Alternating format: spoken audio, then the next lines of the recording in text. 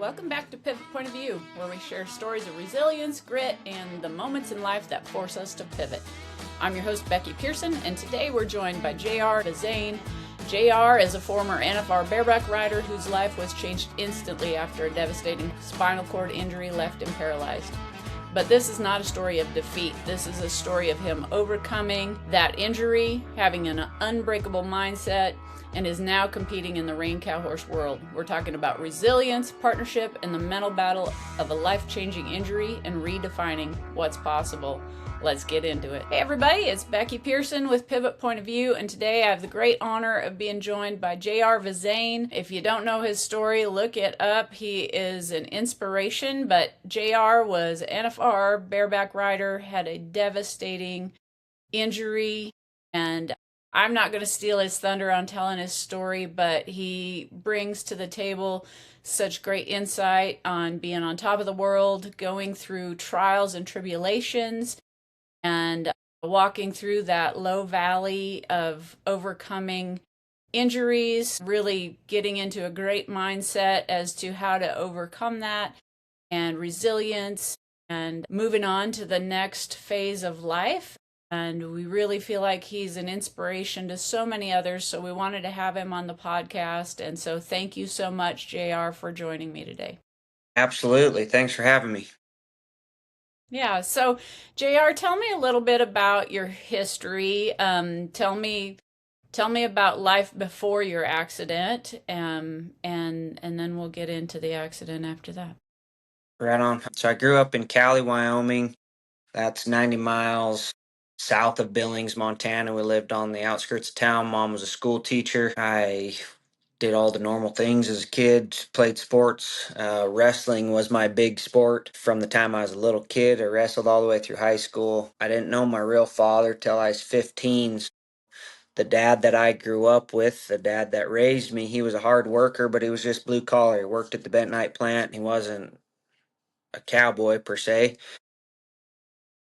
So the cowboy role model hero in my life was my Uncle Duncan. It's always who I looked up to. I wanted to be just like my Uncle Duncan when I grew up.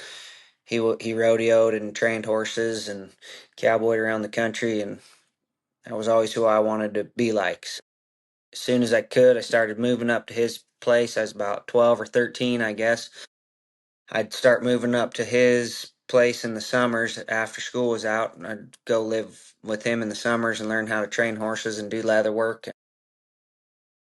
He's who put me on sheep and steers as a kid, and then as that progressed, I went up there for a few summers, and then I'd aged out of being able to ride steers anymore, so we took the next step, which was, so actually at that time all I ever wanted to be was a bull rider. He was known to be a really good bull rider, and so we have a little hometown rodeo, Cali's Days it's called, and I entered up, but mom said I had to have a helmet before I could ride bulls. So back before Amazon dropped stuff at your door the next day, you had to use eBay. So I'd got on eBay and ordered a helmet and all my bull riding equipment, and it didn't show up in time. So the guys said, "Well, why don't you enter the bareback ride?" And I said, "Shoot, sounds good." So we got an old horse in the round pen and slapped a rigging on, and they gave me the what for and how to's and headed the rodeo.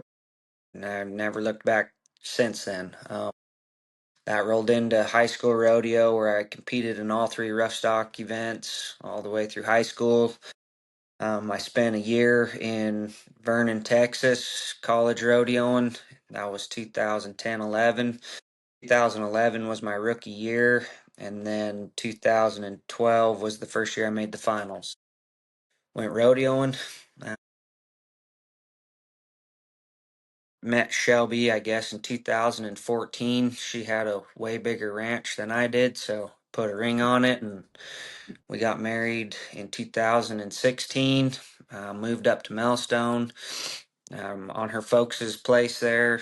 Bought some cows, started to run some cows, was training horses and rodeoing.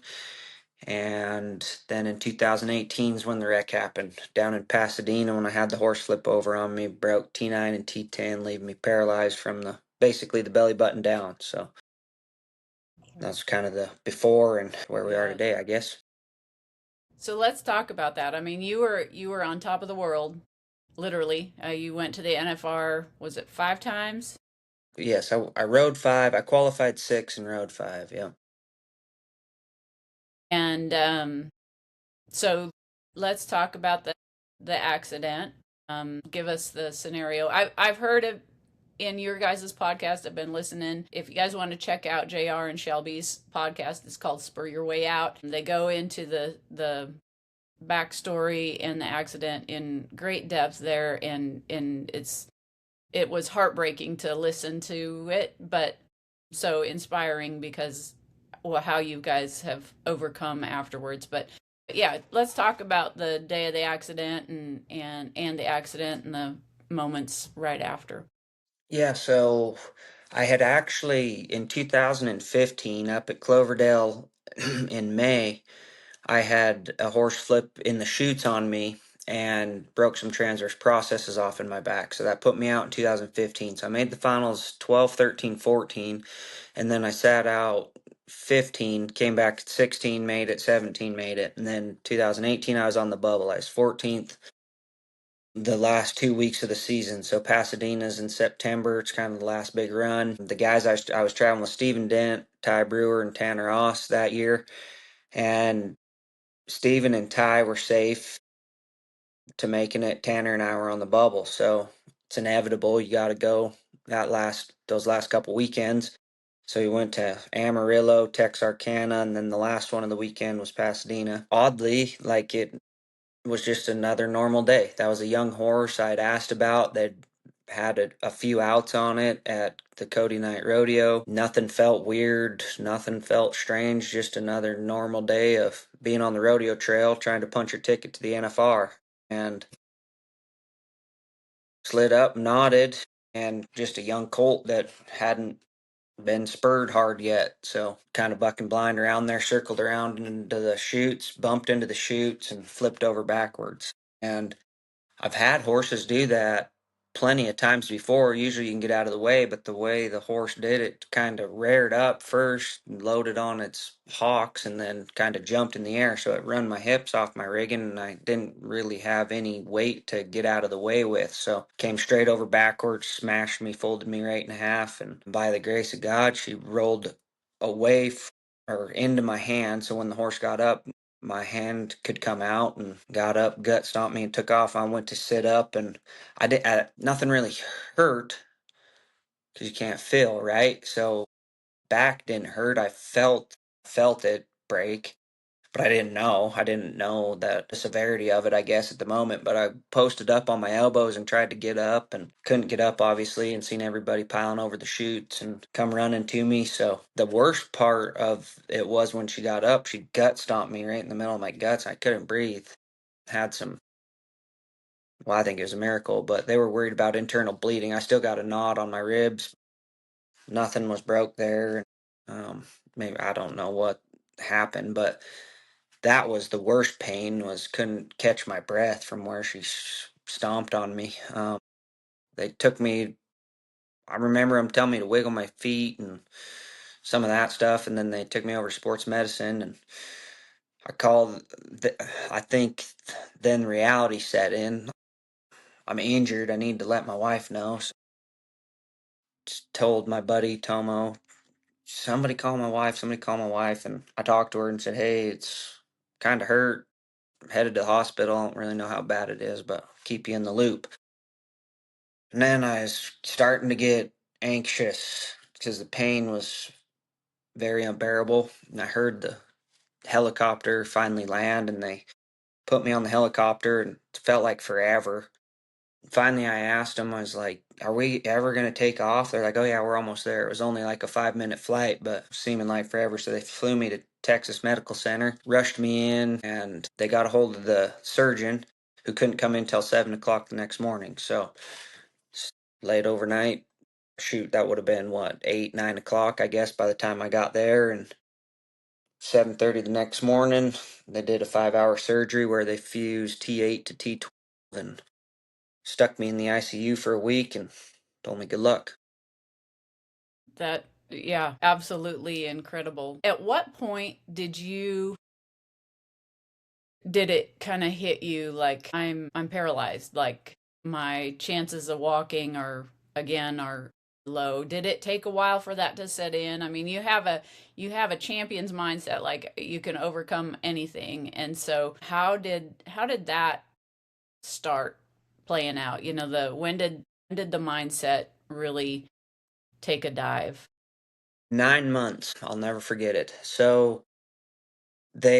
I was in the ICU for 8 days.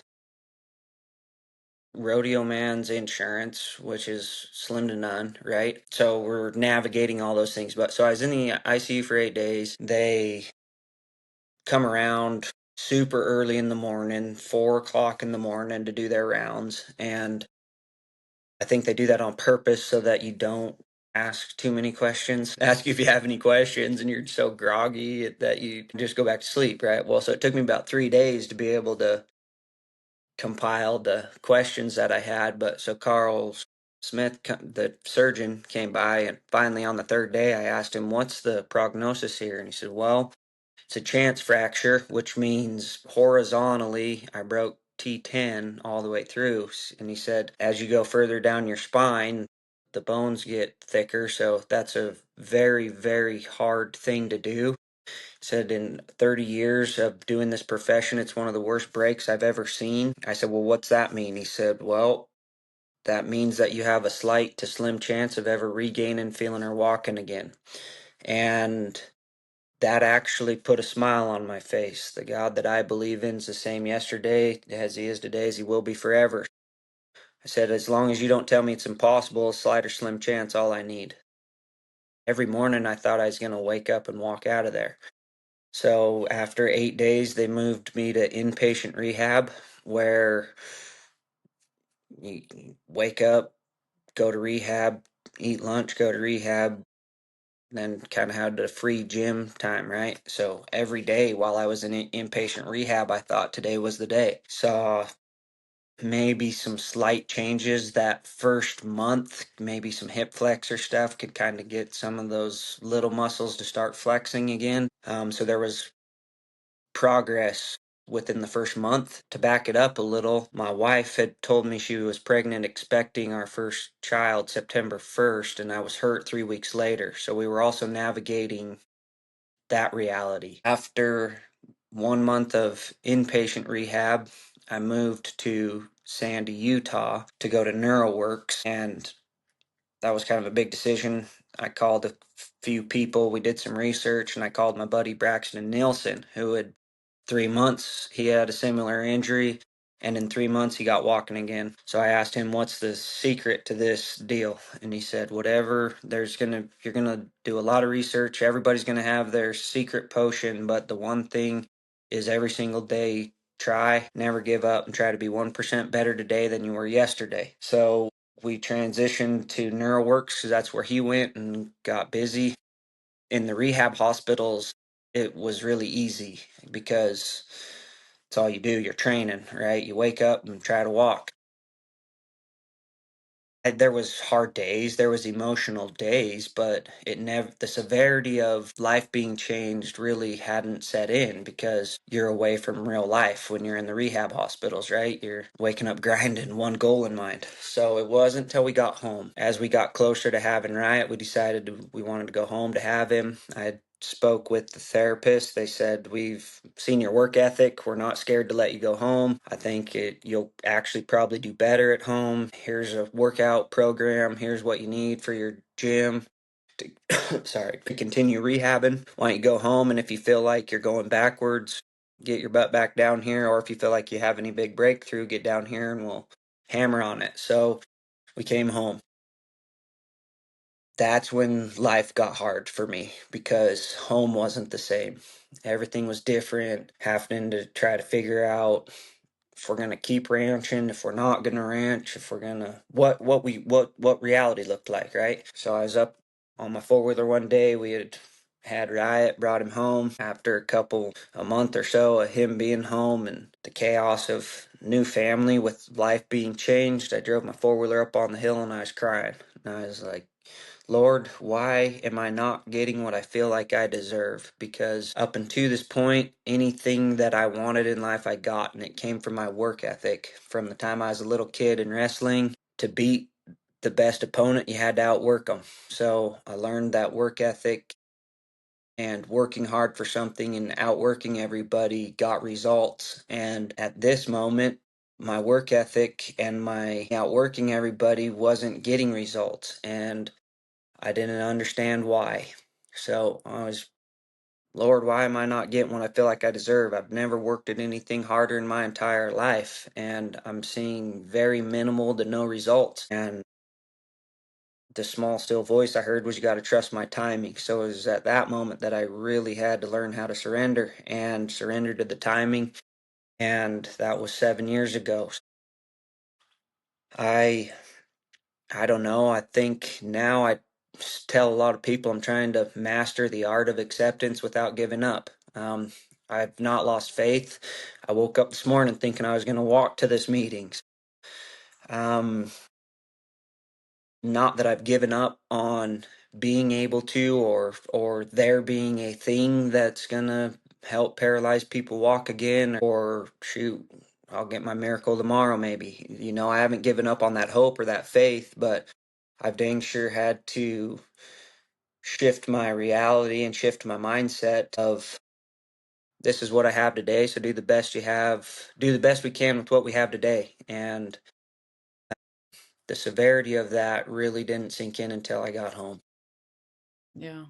So how was I love talking about people's faith, and I feel like so many of us are believers, but we don't really dive in deep until we hit something that we can't handle on our own, And so how was your faith before the accident, and then of course as you go through navigating, being at home, and just the grind it out isn't getting you where you want. Tell me a little bit about that.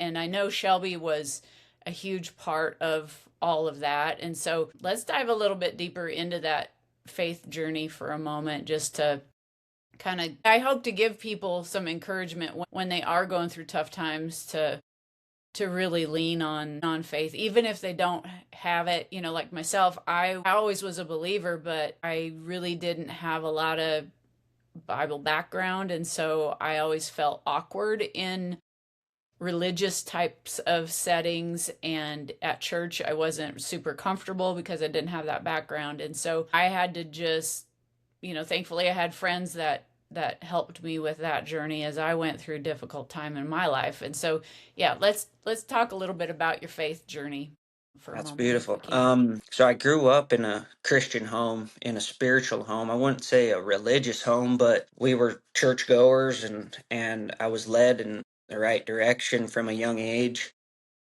My mom's got a crazy testimony story, but had me out of wedlock and then got married and had three more kids, and that husband left her and the house burned down, and so I watched my mom go through hardships and lean on her faith. So she was very monumental to me of what a real relationship with Jesus looked like life can be messy, but you can still have, that doesn't mean your life is perfect, and you can lean on the Lord through the fire, right? So I saw that growing up, which pointed me in the right direction. My grandma was another huge instrument to my faith. She talked to Jesus like he's her best friend, prayed for everything. She'd pray to find her keys when she lost them. She'd pray to find the debit card when she lost it. She'd pray for the flat tire when she got it on the road. Like literally watched her have that intimate, close type relationship. So I grew up a good kid,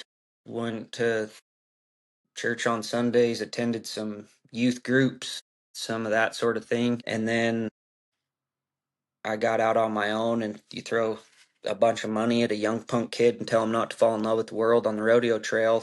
It was inevitable that I wasn't going to listen. So I went the wrong way for 3 years of my life and hit a rock bottom moment and kind of surrendered. 15.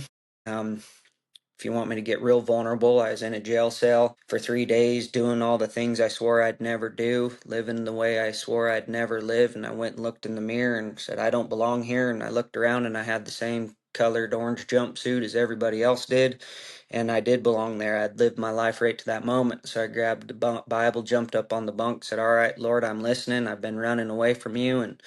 And I'm listening now. So if you get me out of this mess, I'll do my best to do right by you. So that really that was in 2015. So that's the end of 2014, beginning of 15. So that's really started me on my own real personal surrendering and accepting of him as not just my savior but as my Lord, also letting him run my life. So kind of cleaned my life up, started reading my Bible more and exploring my own understanding on my own from there. So I was at a good spot spiritually when I got hurt. That led into my marriage and all the stuff, but so I was at a good spot in my faith journey when I got hurt to know that good would come from the situation, that God was in control. I never felt like that was punishment for past life. I always felt like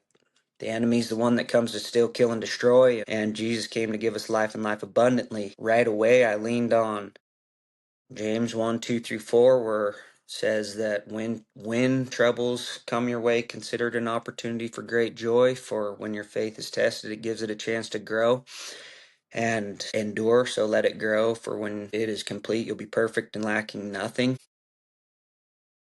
So I knew that there was a plan, and I knew that there was going to be good that came from the situation, but obviously I also thought that I was going to walk. So it was at that real surrender moment that I really turned it over and started digging in. Now, since then, I've been at the bottom pits of despair. I've never put a gun to my head, but I contemplated suicide. I hate to use the word, but I would say I went through several seasons of depression. Life was hard, man, and life sucked, honestly. And learning how to navigate those, I don't know how people do it without a faith, to be honest with you, because I truly leaned on the Lord. And by leaning on the Lord, I mean, I went to him with everything. I went to him with clenched fists. I went to him mad. I went to him angry. I went to him sad. I went to him. I said the prayer, Lord, please take my life away from me because I think the people around me would be better off without me. And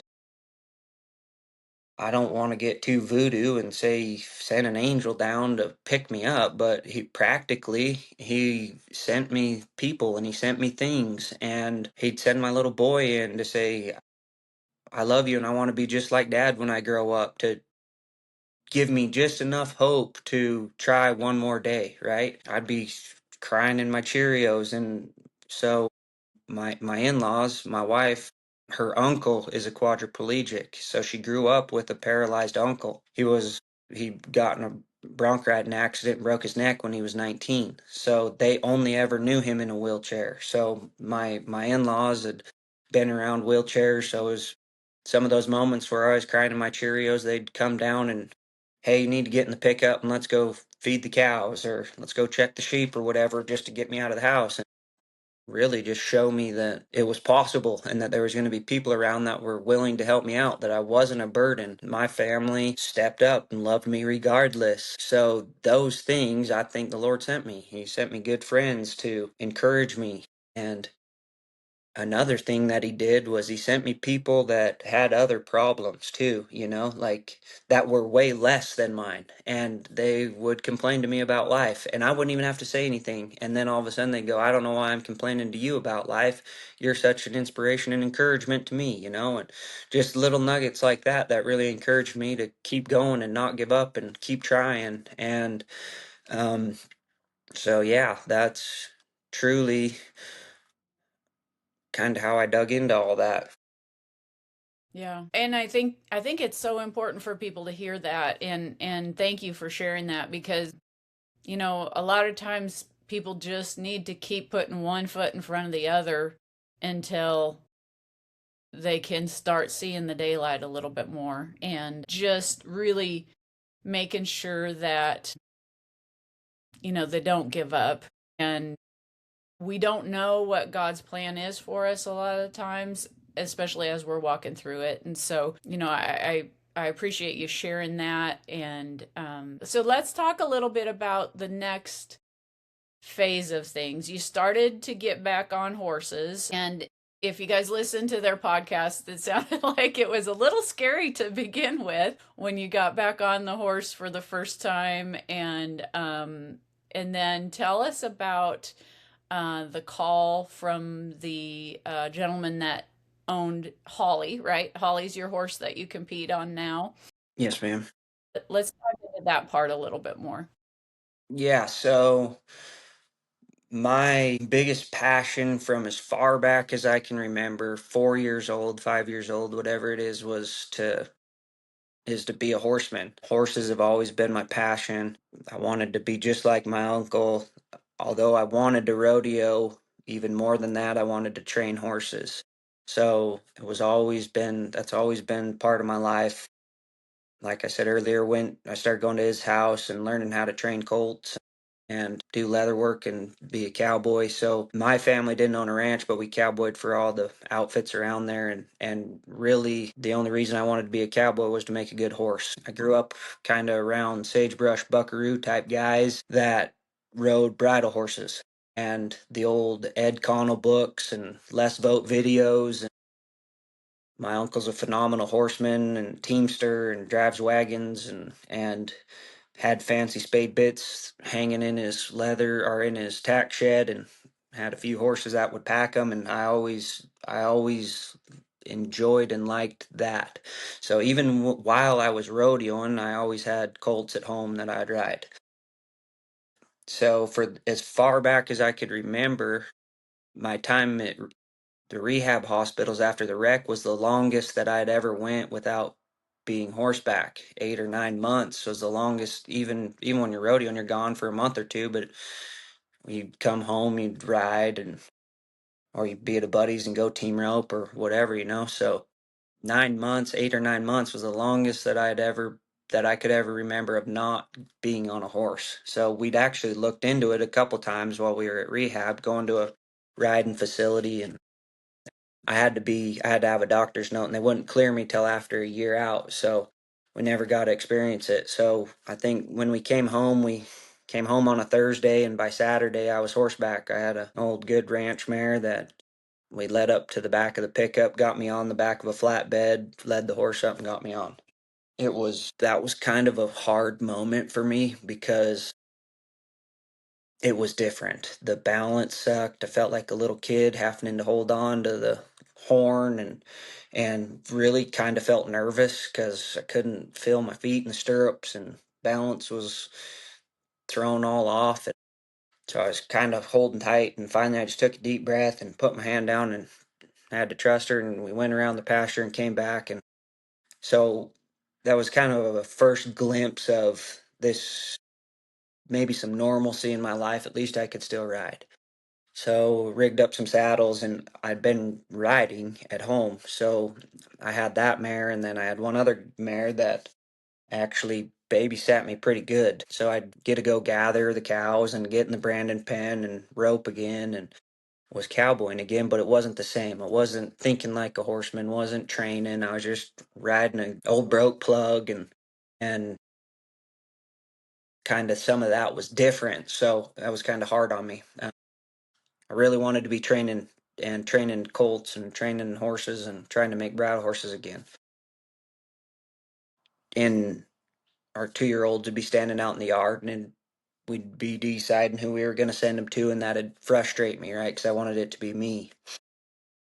To back this story up a little bit, in 2014, I was traveling with R.C. Landingham that year, and we checked into the inaugural American rodeo, the very first American rodeo. We got checked in there, and R.C.'s stepdad, Ty Skyver, had a stud that he trained and showed in the cow horse out in Oregon, and the celebration of champions was going on down at the Coliseum. So I really, I wasn't in the performance horse. I didn't grow up in the performance horse clique, just in the old cowboy, sagebrush buckaroo type bridle horse clique. And so I didn't really know anything about the performance horse world. But we got checked into the rodeo, and he said, let's go watch some of the world's greatest. Well, was the NRCHA, the reined cow horse, and there was fancy horses packing fancy spade bits, chasing wild cattle around, and I thought that was pretty cool.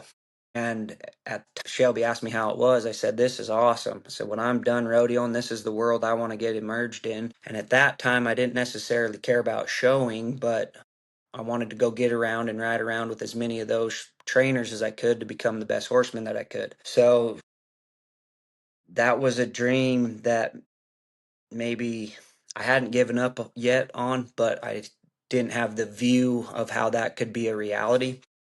And so for the first time in my life, I maybe had some doubt, I didn't know. I maybe doubted myself. And so in 2020, fast forward to 2020, I did a podcast with Marcus and Morgan Luttrell, the Team Never Quit podcast. And at the end of that interview, they asked me what I'd be doing if the wreck hadn't happened. I said, I'm doing exactly what I'd be doing regardless of the wreck. We figured out how to keep ranching. I started trading cattle, doing leather work, doing all the things I'd be doing regardless of the wreck, other than I always had a dream of getting in the cow horse world. So when I get walking again, that's what I'm going to do. And so then fast forward, lived a few more years here, and I was in my leather shop, March, spring, about this time, back home. 2-year-olds were standing in the yard, and to put it frankly, I was pissed. I was like, this is the only thing that keeps me frustrated. Like, I'm okay with life looking the way it is. I've gotten okay with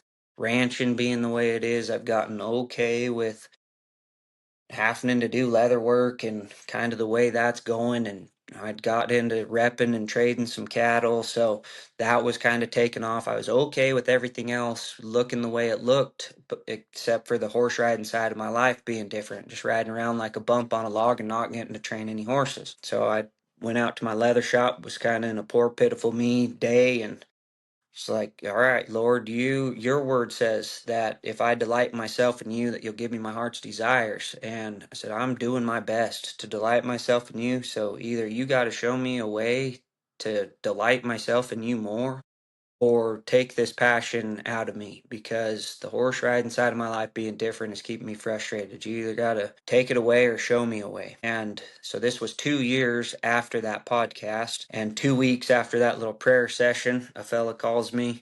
Aaron Brookshire was his name, randomly. I didn't know him. He didn't know me. He had listened to the Team Never Quit podcast. We had one mutual rodeo buddy. He called called up Ty Wallace and said, hey, do you know this kid? He said, yeah. So he tracked my phone number down and called me up and kind of small talked him for a minute. He said, hey, I listened to that podcast. He says, is that still a dream of yours? I said, yeah. He said, well, 90% of my non-pros don't know how to use their legs properly anyway. So if you're willing, he said, I bet we can get it figured out. So that kind of started the next chapter and new journey. I had a little Dox Coyote mare back home. He had just started giving me, I sent him some videos of me riding. He said, I think we can work with that. And he just kind of gave me some stuff. Just go ride your horse every day. Go get her easier to catch. Go whatever. Just start getting in the mind frame of horsemen again. And so I had this Dox Coyote mare that I had started and was pretty proud of, that I really wanted to make work. And I'd ridden her, I'd been riding her, and even roped in the branding pen and some of that stuff, but she's a little quirky. And so as I was trying to get lead changes and lead departures and speeding up my riding, she wasn't molding to the program very well. We had several controlled runaways, I call them, and some kind of scary moments, but kind of the tip of the iceberg was in June. We were going to the last branding of the season, and it was kind of chilly that morning, and I had a hoist at home. We had set up to where I had a life jacket that we rigged up, and I could pull myself up, lead my horse under, set me on, seatbelt up, and go. So I did that morning just like it was any other day, and she kind of went to crow hopping and bucking across the yard, and got to the fence and duck dive, and she went right and I went left, and finally something broke and fell on the ground. And so I got back on, and actually I tried to kill her. I was mad and took the long loop and roped every big calf in the Brandon pen that I could. And at the end of the day, they had family intervention with me. They said, of all the people here, how come you're the only one still trying to ride a bronc? And secondly, if you're going to be serious about this, why don't you go get a good one? I was kind of pouting. I called my trainer and said, what do you think about me selling this mare and getting something a little further along? And at that time, I was still dead set on wanting to make one, wanting to be the trainer, and I just wanted to get a prospect, right? He graciously said, yeah, I think that's a great idea. Why don't you come down here? We went down there that summer. I spent 3 trips, or we went 3 times and spent a week down at his place. And he had a couple in his barn that actually worked. And it was the most trained thing that I'd ever sat on. I got to work a cow a little bit and do some cutting and kind of some of that stuff. And that transitioned into one of these is what I need. So at the time, Holly wasn't for sale, but there was another mare that worked. And so now I had to figure out if I was going to cut my left kidney out to be able to afford it. We had to figure out how to come up with some money to be able to buy a horse. And luckily, I had a stagecoach and some other business deals that I'd got sold. And so then we came back down. We're going to purchase that mare. And when I went and vet checked her, there's some maintenance stuff in here that might not hold up to showing and ranching. So we were on the journey of finding another one that was going to work when Holly became available for sale again. So I purchased her, and we came down here that winter. That would have been winter of 23, I guess, and spent 3 months down here. He's in the Weatherford area, Weatherford, Texas, and rode around and got to my first cow horse show that next spring. That was I guess we're on our 4th year, so 4 years ago. We just finished up. We're still down here right now. Just wrapped up the World Show where I made my first finals in the box drive. So, Nice. yeah, it's been amazing. It's been an amazing journey. It's been life-giving. It's been all the things. It's been frustrating. It's been hard. It's been fun. It's been all of the things that really what it's been for me is it's been a miracle, but it came at a great time because was that passion thing that I had maybe been on the brinks of giving up on.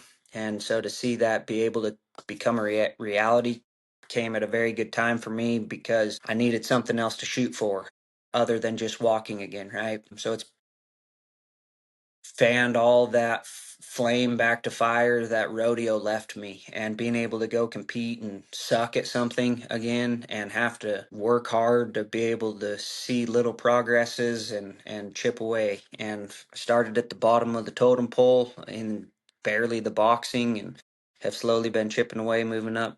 I competed in the box drive this year and made my first finals in the box drive, and with big goals ahead to get down the fence and compete with World's Greatest Horseman someday. Yeah, that's awesome.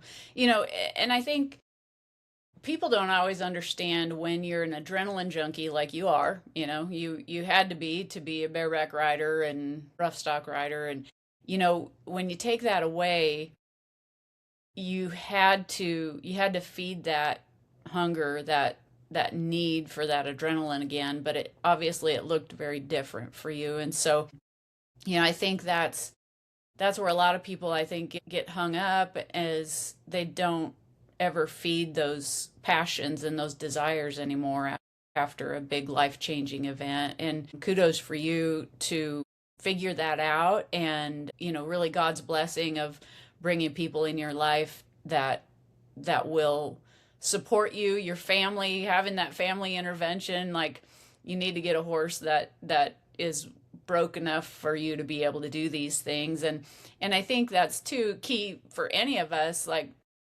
when we're struggling, we want to be the super trainer. We want to be the one to say, I made this horse, but you were going into a totally new event, totally new area. And as so many of us know, green and green don't always mix for a good a good combination to be successful. Sometimes it does, but I think it's great that your family supported you and you had people in your corner to get you on a horse that could show you what it looked like to win. You learned how to win on those bareback horses, and so now you needed something that could show you how to win in the cow horse world. And so I Yeah, just and to think it's touch on absolutely that, not to cut you off, but to touch on that, I had to swallow my pride. I had to knock down my ego and I had to let my perspective be changed. That's really what that lesson showed me because my trainers talked me off several cliffs. Like,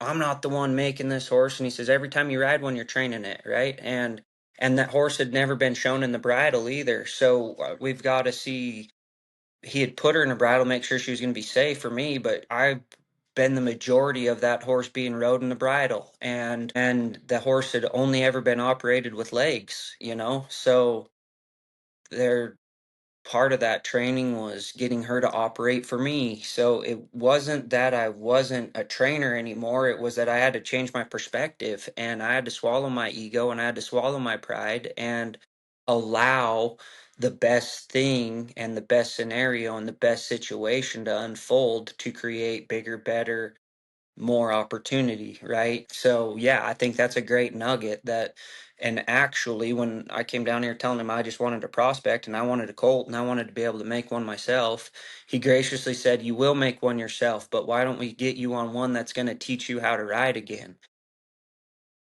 He said, "I have a lot of people that come here and they bring a 2-year-old and want to make a 2-year-old and then they end up going and buying a bridle horse so that they learn how to ride so that they can make a 2-year-old." So he said, "Why don't you let this horse teach you how to ride and then we can figure out how you can make one."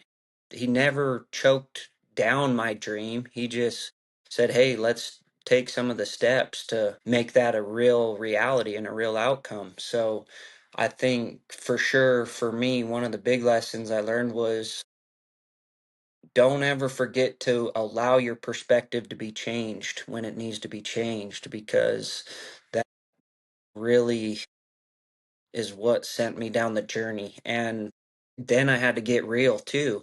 I mean, this thing was ultra trained, a winner, and I couldn't even get the thing to turn around, right? If I couldn't ride a broke one, how was I going to be able to ride one that wasn't broke? So start at ground zero and put the work in. So so. Did you come up with the, because you ride with two, what would you go, two whips or two quirks dressage whips, basically? yep. Whips, okay. And so did you come up with that idea? Did he come up with that idea? Because that kind of takes the place of your legs, correct? Your leg cues. Yeah, so at home, like in the Brandon pen and stuff, I didn't need them because those horses respond to smooch well enough that you're long trotting rather than trying to do a lead departure and you're not doing those maneuvers. So I never really needed whips at home. If I needed to go faster, I just over and undered with my reins. And so when we got down here, I rode Holly and that other mare the first trip we came down. I rode both of them. So there was two actually in his barn that worked. The other mare was actually a little freer and a little goier and a little I actually liked her better at first because I didn't feel like I needed that extra little oomph. Holly babysat me right away and went to my level right away. Like she knew what I was capable of. So we played around with some different stuff. We started in the small round pen, walk, trot, see if I could get to a lope. Went out to the big arena, walked, trot, did some loping. Wasn't till a few days into it that we thought, hey, maybe let's try some sticks to get a lead departure or get some stuff. So we started with some like actually it was a old golf club without the head on it. Just it was a little light and could kind of play around with that and get some feel with that and get her side passing and moving off of that a little and then the light bulb went off that yeah, let's try some dressage whips. Those can be your leg aids. I played with several different styles and I'd use different things at different times too, but mainly, yeah, just a couple dressage whips to help be my leg aids. Yeah. Well, that's incredible. So let's talk a little bit about where we go from here. Where does JR Vezain go from here? You have your organization, Spur Your Way Out. Let's tell people a little bit about that because I think it's incredible what you're doing. And if we can get you some support for that, we'd sure love to promote that and help you guys out from there. Oh, thank you very much. Where's JR go from here? Onward and upward. I think carry on as normal. Try to walk again later today, and if it doesn't happen today, I'll try tomorrow. My boy's 6, so start seeing what dreams he comes up with and be able to help him chase his dreams. Business is normal. And then, yeah, Shelby and I, we launched our own podcast to be able to tell stories and spur your way out stories. The motto of spur your way out, I guess, before we dive into the nonprofit is, when I was rodeoing, I would sign my autograph sheets 3 ways. I'd sign them never quit, don't weaken, and my favorite was when in doubt, spur your way out. Meaning, when your back's against the wall, throw all caution to the wind, don't give up, don't quit, suck your hat down, keep whipping and spurring, right? So it's kind of how I try to view life. When your days are hard, when your days are tough, suck it up because everybody has hard days. And God's word doesn't say if troubles come your way, it says when troubles come your way. So we're all going to face trials, tribulations, and hardships in life. All we can control is our effort and our attitude. So dig in and keep spurring until you get out of the hole. With that, I had a lot of people that helped me out. Financial help right away. Had Okay, so to tell the whole story, so we had, I don't know, $500,000 worth of medical bills and that we had to pay out of pocket. And I don't know, there was the rodeo community banded together, people I didn't even know banded together. We had about $300,000 given to us right away after the wreck. And that really humbled me, but it didn't change my life. It really truly humbled me, but it seems like when tragedy strikes near to somebody, community always bails together and bands them or helps you out, right? But then the new wears off and kind of get stuff figured back out, and you have to learn how to ask for help again rather than just accept it, right? And so a year after the wreck, I was over at a bronc match and I didn't want to be there and was trying to come up with every other excuse not to go. And they kept asking me if I wanted to come behind the buck and shoots. And I said, no, I'm good. I want to sit over here. I was watching my brother-in-law ride broncs, and finally they came over and said, hey, we want to give you an award. And it actually kind of frustrated me. It was like, this isn't even my event. And I don't want to steal the thunder from my brother-in-law. So why are you giving me an award? And they wheel me out there. Steve and Cindy Gilbert, Diamond G Rodeo, gifted me a track chair. It's a $30,000 machine, and that served me up a very big piece of humble pie. I had to walk up to him and tell him, I was actually didn't want to come. I was mad that you were giving me an award, and you made me cry here. So you're a good man. And I shook his hand and told him thanks. That changed my life. That moment. Several years after that, so 3 years after the wreck, I went and did a trial to try a exoskeleton. They had me come down and do a trial series that they were doing. And the moment I got up in the exoskeleton, so it's a robotic leg deal that you strap on and it helps you walk, it assists you walking. And as soon as I got up in that machine, I was like, man, I need to get one of these for home. This is exactly what I need to help me with my recovery. So I priced a few of them out. They were $100,000. I was like, I don't care what I have to sell. I'll sell the cows. I'll go get a loan. Whatever it is, I'll do it. Well, L'Oreal Harper with Bronc Ride Nation caught wind that I was going to try to buy one, and she did a bunch of fundraising and got that machine funded for me.